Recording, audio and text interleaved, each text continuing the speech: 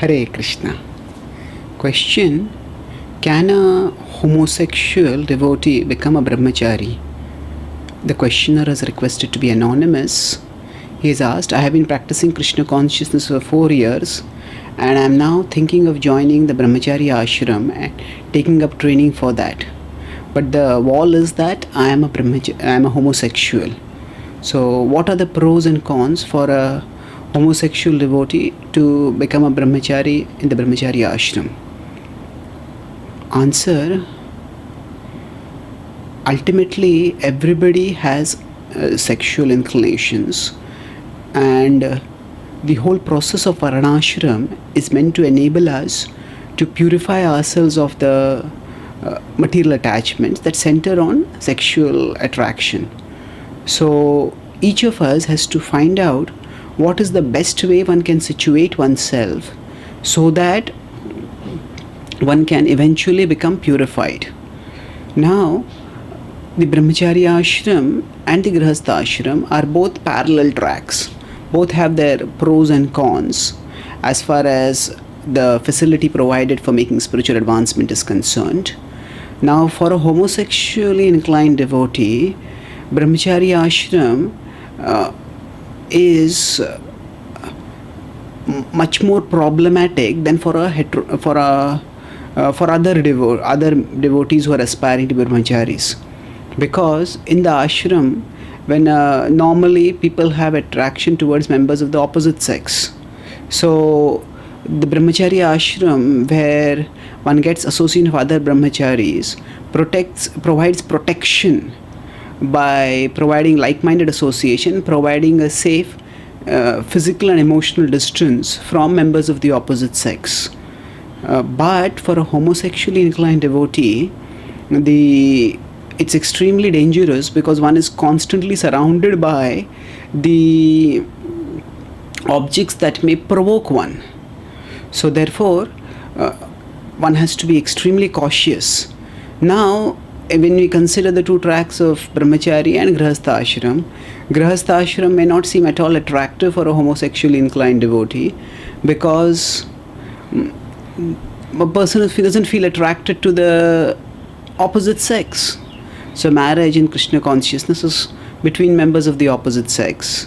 So one may not feel any attraction for the grihastha ashram, and even if one gets married, one may not be able to develop a proper relationship with one's wife, and one may neglect the wife and call that as renunciation and detachment, and consider oneself to be an advanced devotee because one is not attached to one's wife, whereas actually one is simply using one's different sexual orientation as a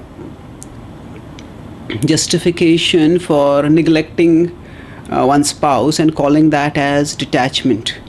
So even the grihastha ashram can have its problems, and because to some extent in the Krishna conscious society, brahmachari ashram, the renounced order, is somewhat glorified as compared to the householder order. So one may feel, because of the relative unattractiveness of grihastha ashram from the point of view of the incompatibility of the partner, and the relative attractiveness of brahmacharya ashram because it is the glorified ashram, one may want to choose the brahmacharya ashram. But it can create a lot of problems, because if one is not able to control one's impulses, then one may want to intentionally or even unintentionally act out one's inclinations in the ashram, and it can lead to a lot of trauma and turmoil for other devotees who are subjected to this kind of actions. So therefore, it is best that one informs one's counselor or one's senior trustworthy devotee who is the brahmachari leader, and of course one has to find a senior devotee who is understanding enough It shouldn't happen that a devotee, whatever the sexual inclination may be, it is not that the devotee has to be shamed for that. Yeah, we all have our conditionings, and we all have to work out a way to deal with our conditionings.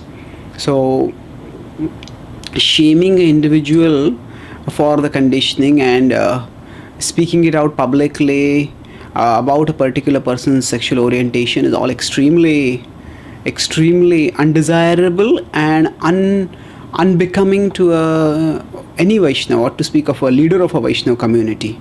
So therefore, we have to find a senior devotee, a leader, a brahmachari leader, in whom we can confide and take the guidance of such a devotee about how one can progress. So if one is,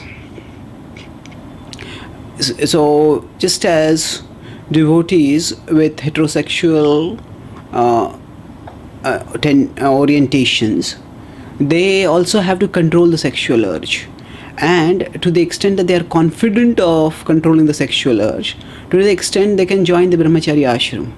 Similarly, if one has been able to control one's sexual urge, now we are talking about homosexuals here, if one has been able to control one's sexual urge, and one is confident that even amidst provocations, which are quite likely, because in the brahmacharya ashram one stays in close physical proximity with many other devotees, many other male devotees, which can act as a provocation for a person. So only if one is very confident that one will not get provoked, and one will not act out on one's impulses, only then one should join the brahmacharya ashram.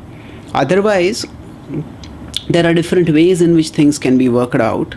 One can talk with one's senior devotees, and if one doesn't want to get entangled in the material world, then one may choose to stay near a temple and stay alone and take a non-demanding job and focus more and more of one's energy on serving Krishna, so that one is almost like a brahmachari. One has some job which enables one to maintain oneself financially, and one focuses one's energy on serving Krishna. One can also try to attend the morning program and practice devotional service, and in this way, if one lives through one's youth, and then just as when a person grows older, crosses 14 years, 50, then by that time the body weakens, the mind also starts seeing that all the promises of pleasure that the body are offering are insubstantial,